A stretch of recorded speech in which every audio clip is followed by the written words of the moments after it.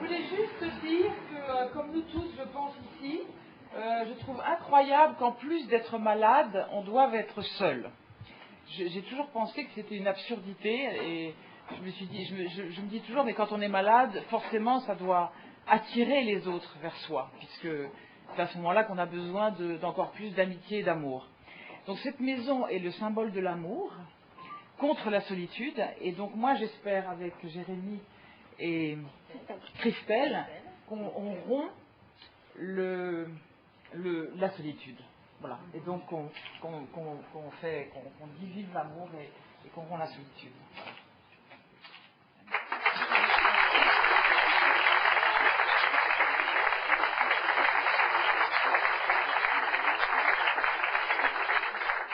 Cette maison des Mickey, c'est d'abord un lieu pour les malades et pour leurs proches, c'est-à-dire c'est un lieu de soutien, d'accueil, d'information.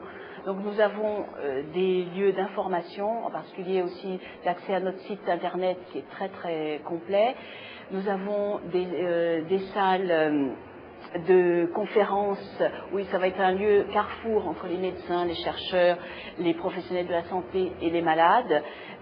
Nous avons un lieu de soutien avec l'assistante sociale qui sera là, des activités de convivialité, d'échange, parce que souvent ces malades sont seuls et ont besoin de parler. Et c'est une vitrine.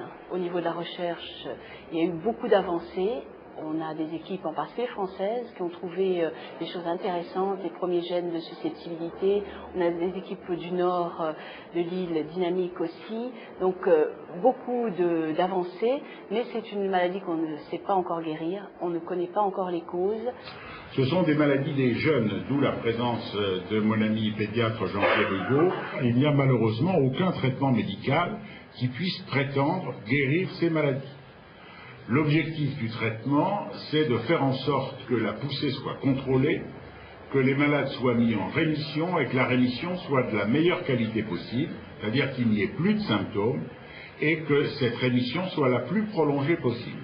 En termes de recherche, probablement ce qui a quand même été le plus clairement un changement ces dernières années, et tout particulièrement cette année, c'est la découverte de plusieurs gènes de susceptibilité aux maladies inflammatoires de l'intestin, essentiellement la maladie de Crohn, parce que finalement dans la rectocolite hémorragique on ne connaît pas encore les gènes. Ça permet quand même d'avancer beaucoup sur les causes de la maladie. Ce projet pilote qui est unique en Europe aujourd'hui, prétentieusement on a dit Europe, mais en fait il n'existe nulle part ailleurs dans le monde, donc c'est vraiment une première mondiale.